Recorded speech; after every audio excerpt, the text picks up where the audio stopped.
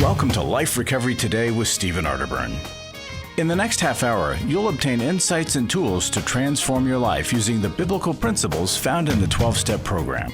We believe everyone can benefit from a life recovery experience because we all have struggles in life. Struggles with addictions, food, depression, anxiety, and relationships, to name a few. You'll be encouraged to see how others have found a new way of life with hope for the future through life recovery. Your host is Steve Arterburn, founder of New Life Ministries and Women of Faith, author of over 100 books, and teaching pastor at Northview Church in Carmel, Indiana, one of the 20 largest churches in America. Steve is the co-editor of the Life Recovery Bible, the #1 selling recovery Bible. With over 3 million copies sold, this is the Bible given to inmates by Prison Fellowship and the Pew Bible for the Salvation Army. Now here's Steve. Hi there. Welcome to Life Recovery Today. Steve Arterburn here. Thanks for joining me. We've got a great interview today with Stacey Sadler. She is a person that has absolutely repurposed her life the way anybody could, I think, or most anybody. I think you'll love that. You know, you've heard me talk about acceptance being the answer to all my problems today. That great quote from Bill Wilson in the Big Book. So, acceptance is the answer to all my problems today. But I got to tell you, right after acceptance, maybe comes the word wisdom. That's really an amazing thing to possess after you've accepted the reality or accepted the challenge or accepted whatever you need to accept. King Solomon, oh my goodness, he says to God after, what do you want? He says to God, here's what I want. I want wisdom. Well, the wisest thing he ever did was asking God for wisdom, and then God granted that. He could have asked for anything, but this wise man said, Lord, please give me wisdom. You know, when you have wisdom, you start to see yourself. It's not always somebody else that's wrong. And you're not always wrong either. Sometimes we so shame ourselves that if we had some wisdom, insight, maybe we wouldn't do that. Maybe we'd give ourselves as much of a break as we do a herding animal along the side of the road. Wisdom helps us see things from God's perspective. And from God's perspective, yes, we all mess up. But there is hope, there is a future, there is a life beyond anything that we ever expected.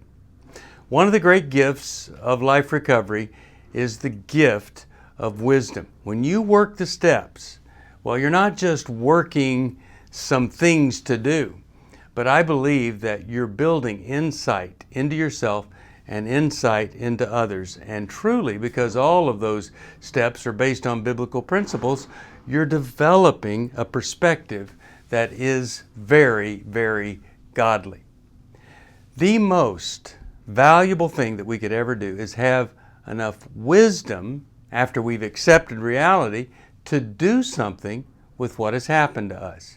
I've said it often, what happens is important, but what happens as a result of what happens, well, that's even more important. Like with kids, they're going to do stuff, but what you do after they do the stuff, man, that makes you a great parent or not.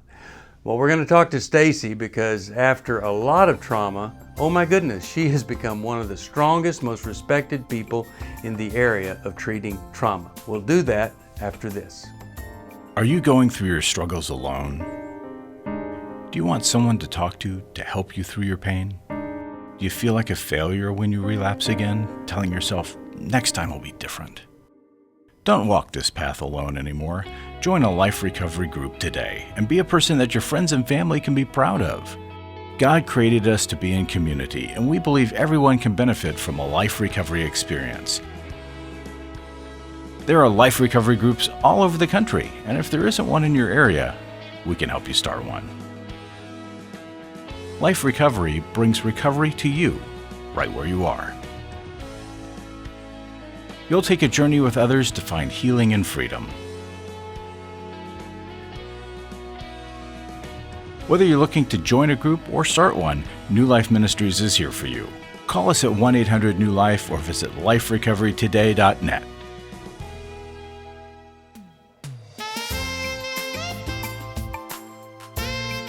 Welcome back to Life Recovery Today. You know, we started New Life in 1988, and since then I've met a few counselors and a few therapists, and some are amazing and some maybe not so much so. But one of the people I respect most is Stacey Sadler. She really is an amazing person to work with. She's worked with me on many of our intensives, and certainly now working with folks who have been the victim of someone who has a sexual integrity problem, our Restore workshop. But she's really fascinating. I mean, she deals in complex trauma. She's a specialist in that area. And, you know, she has this multidimensional partner trauma model that she works with. She's a great, strong believer. But man, does she ever take something that happened to her and use it to reach out and help a whole bunch of other people. And I'm very glad to have you with me. Stacey, welcome to Life Recovery Today. Thank you. I'm so excited and happy to be here to share what's happened in my life. Well, we'll start just by saying that you were married and it didn't go well. Maybe you could just tell us what that means when it didn't go well. What was that? Well, early on, my husband had an addiction. There were mental health issues, and I didn't quite know what it was, but it ended up moving itself into a prescription drug problem, and things were going south, all emotionally, financially, just like they do with an addiction. And I was losing myself completely because, he liked me to be who he wanted me to be. So things were pretty bleak at some points in my life. And I finally decided things had to change for me.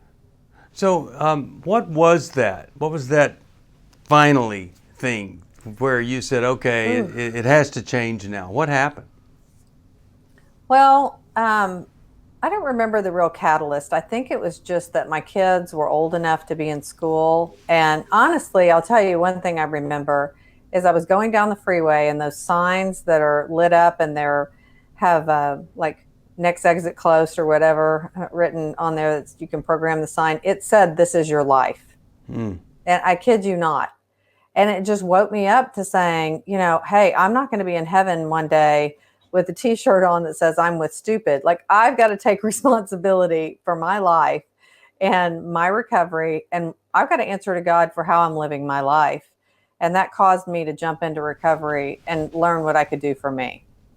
Well, sadly, Stacey, there are a lot of women and men too, absolutely. I was one of them, that the t-shirt of choice is I'm with stupid. Because That's right. For whatever reason, they choose to stay in that situation. Now, I don't want to dishonor every person that chooses to stay in a crummy relationship, because there are situations where people, they look at what their choices are and they say, for now, this is what I'm going to do for the sake of stability or children or whatever, because they might live in Nome, Alaska, and there may not be a lot of resources there. So I don't want to discount that. But there are those that have choices. They could make a decision for things to get better. Well, what do you say to that person who, they need to hear someone like you say, I made a decision, I'm not going to live like this? Yeah, I think that, New Life reaches so many remote areas. And that's one of the things that I have a heart for, because we go to these conferences and these people are in the middle of nowhere. Like you said, Nome, Alaska, they have no help. They think they have no help. They think they're out of solutions. They are so stuck. And we can present them. And that's what I want to say today to anybody that's stuck, is that there are so many ways that you can get unstuck. You can do recovery in so many different ways. Our technology makes that available, but there is no reason to stay in pain anymore. You can grow and learn in 1,000 different ways. So, it's like, how do I want to live the rest of my life that I have, whether it's 20 years, 30 years, or 40 years? Do you want to live staying oppressed? Do you want to live staying miserable? Or do you want to live being empowered and doing something about your life? Yeah. I think one of the kind of the things that people use to stay in an abusive situation is, well, God hates divorce. And of course, we never want people to get a divorce who, quote unquote, aren't qualified to get a divorce. We want you to get safe. We want the person to end up experiencing consequences, and you just staying there and being quiet, many times that just reinforces it. You have to make the bold move, not to divorce, but maybe separate or help them experience a consequence. Now, why is a person continuing to be a recipient of trauma? There's something that happens to us, and we don't do anything. We get paralyzed. What is that? Why does that happen? Ooh, boy, I think there's a lot of things and reasons that people stay stuck. And one of the ones that I talk about at Restore is exactly what you said about misbeliefs about in the church. But God hates divorce. I've got to pray and wait and change. And that's part of my story, trying to pray him home. And there's hope distortion that, Henry Cloud talks about, where we have hope over something we have little control over. And I always say, what evidence do you have that something's really changing? Right. Yeah. And the bar is just so low for change that, and a lot of times it's information that's keeping the bar low. We don't know what to expect in recovery. And that's where getting informed is something that you can do that's empowering, is what do people look like they're in real recovery? Mm-hmm. And, so there's that, there's the misbeliefs, there's the beliefs from the church, and then there's fear. Fear is huge. Fear keeps people stuck in bad situations.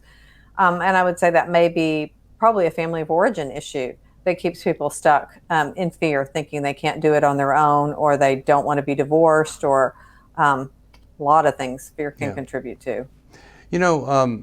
When people started to identify that there was this thing called codependency that they could recover from, well, it was a great victory for humanity, and it was almost 100 years ago that we started talking about this codependency thing and enabling thing, and people started getting better right alongside people that were getting addiction treatment or in recovery.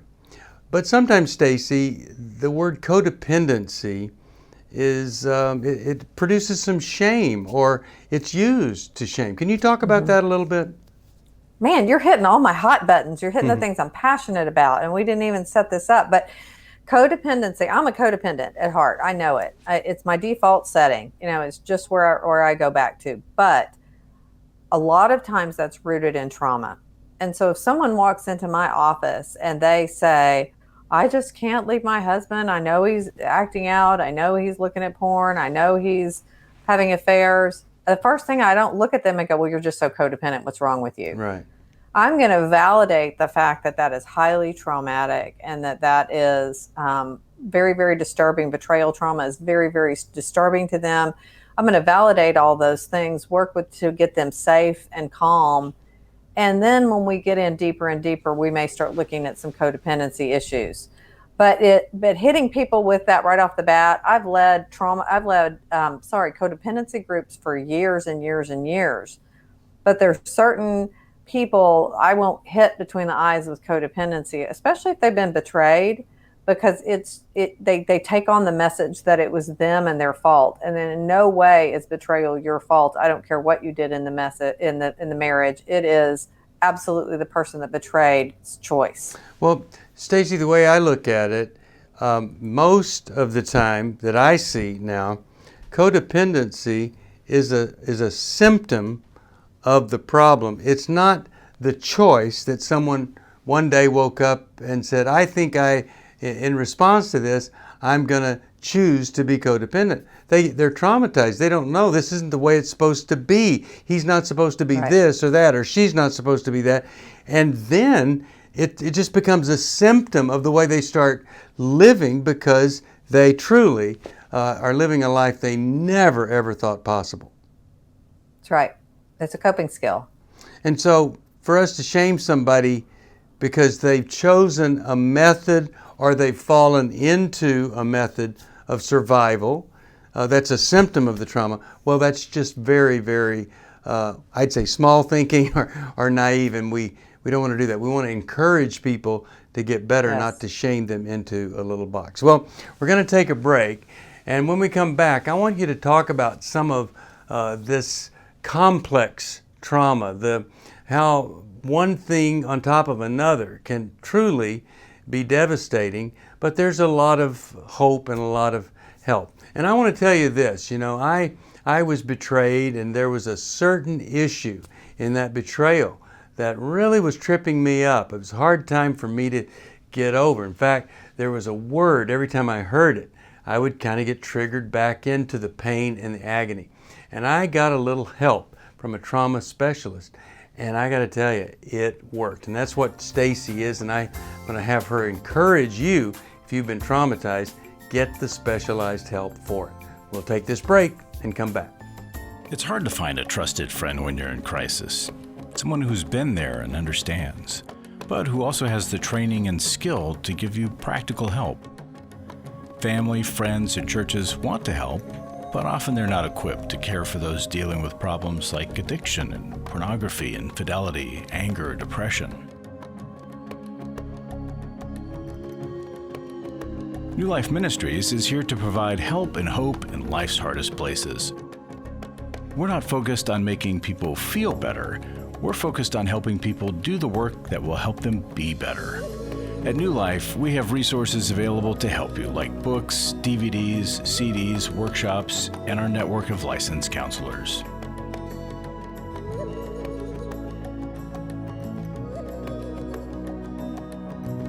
If you need help, call 1-800-NEW-LIFE and begin your new life today.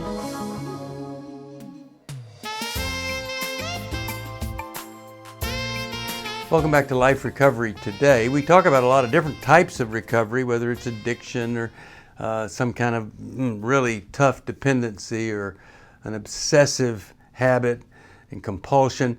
But we're talking about trauma here today. Stacey Sadler is not just a person in the New Life Network, but she's worked with us in our intensives for years. And Stacey, you've kind of specialized in a complex type of trauma, which makes it extremely difficult for someone to recover. Can you talk about that a little bit?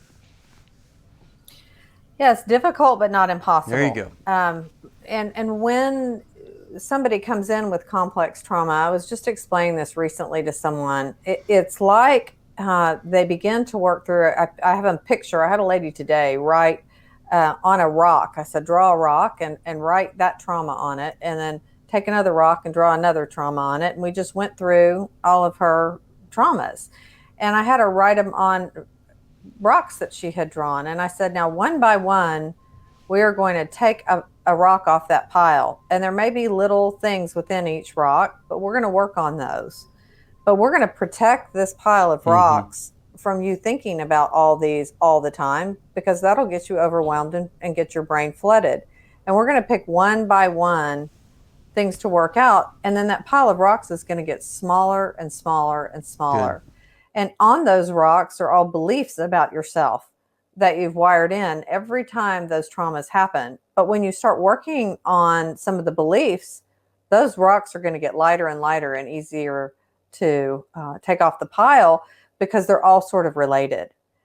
And the lady looked at me today and had tears in her eyes because she had been so numb. And she said, for the first time, I feel hope. Oh, because that pile looks so intimidating from the very beginning. Right.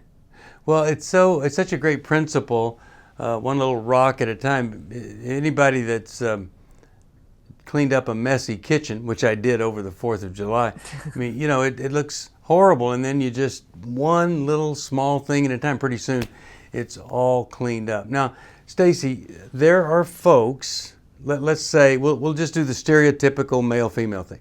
So a man living with a woman, she has not had a healthy childhood, but she wasn't beaten or anything, but maybe it was emotional incest or it was depravity. I don't know, but she cannot see herself. She cannot admit that she's ever wrong due to this entangled, complex, traumatic situation that doesn't have a definitive, this painful thing happened to me at this moment. So help us have insight into the spouse who's experiencing the results of childhood trauma. They maybe don't even realize how serious it is, but they cannot see themselves. They're in such a defensive mode. Well, denial is a powerful thing, and I believe it's a God-given coping skill to get through things. However, we numb out the good emotions as well. And so part of trauma therapy is helping people feel safe enough to feel again and feel safe enough to remove those blinders. But we don't come at them with, what's wrong? You're not seeing this. We have to come in the back door and allow them to embrace those insights really, really gradually, because they can't be blindsided with them. They're in denial for a reason. It's gotten them through a lot of years of functioning. But over time, as they feel safer and safer, the walls will break down, and both the spouse and the therapist, if they're handled right, can bring understanding and new connection in that area that has been kind of numbed and even denied before. Okay, so let's say somebody is listening to this in the car. Maybe there's a podcast or something, or they're watching it while they drive. I don't know what they're doing, but anyway, they're going home to a person that really was traumatized. What is the best thing that you can do if you're in a relationship, especially marriage, to someone who's experienced some pretty severe trauma? I think asking what they need to feel safe, and some people don't know the answer to that, but validation. It makes sense that you would feel this way. It makes sense that you would have this experience. Say this traumatized wife has been, like you said, emotionally incested by her mother, and something he does triggers that. So what you're saying to me is that when I overload you with my problems, you all of a sudden feel burdened. Well, it would make sense that you would feel that way. Have you ever felt that way in your past? And if she can connect it, great. If not, but if he can validate that and just say, it makes sense that you would feel overwhelmed by my problems, or must remind you of something that's bothersome, that person will relax and be like, okay, I'm not crazy. And that's, I think, the best thing you can do is validate someone that's hurting. Even if you don't agree with it, you don't have to agree with it to validate it. So in this day and age, what are the therapies or the treatments that seem to work best for somebody that's experienced a lot of trauma over a lifetime? Well, I'm an EMDR clinician, and of course I think eye movement desensitization and reprocessing, EMDR, is one of the best. I think also accelerated resolution therapy, that's an offshoot of EMDR. I think any kind of somatic therapy that has something to do with the body and getting the trauma out of the body are all very helpful. Okay, so tell us what each of those are. So eye movement desensitization and reprocessing is where we initiate a bilateral stimulation of the brain, right, left, right, left. And by doing so, we kind of wake up parts of the brain that have been holding on to traumatic information and help the two sides of your brain get evened out. ART does kind of the same thing, just in a little bit of a different fashion. You don't have to relive it quite as much. And it's done also with eye movements. And somatic therapies can focus on tapping. They can focus on where you're feeling it in the body. ART and EMDR all focus on it because trauma is stored in our body.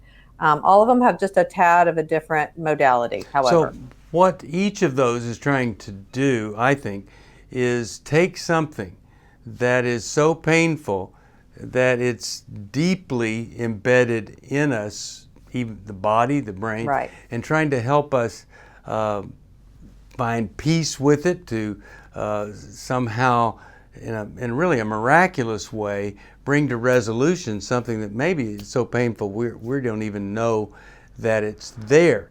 And there's nothing anti-biblical or anti-Christian Christian about this. You know, people say to me, well, you know, the Apostle Paul didn't have all these different types of things. And I say, well, he didn't have a dentist either. But that doesn't mean he wouldn't have benefited from one. When people question the validity of these, what do you say to them from a Christian perspective? Well, I say that, you know, God can show up in EMDR too, and inevitably that's what happens every single time, is that the blocks that people have experienced to God get blown away, and they experience God not just through lip service, but absolutely experientially. And so, you know, I believe that He gives us tools, and these modalities are just part of the tools and open up the blocks that I think the enemy puts in our mind.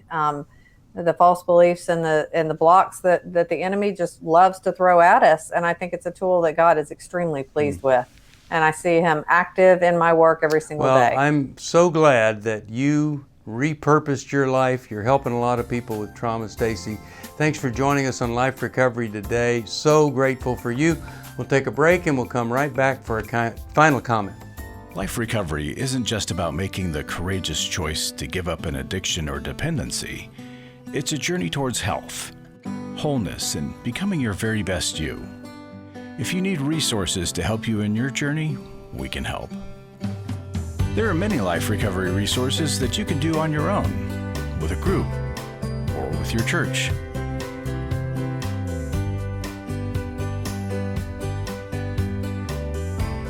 We have Bibles, workbooks, and devotionals that you can use to work your recovery right where you are. That's the beauty of life recovery.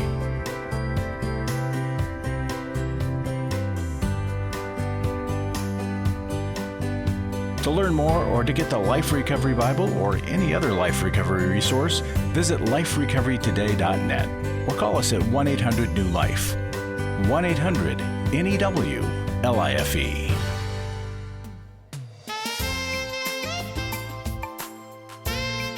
I am so grateful to work with so many wise people like Stacey Sadler.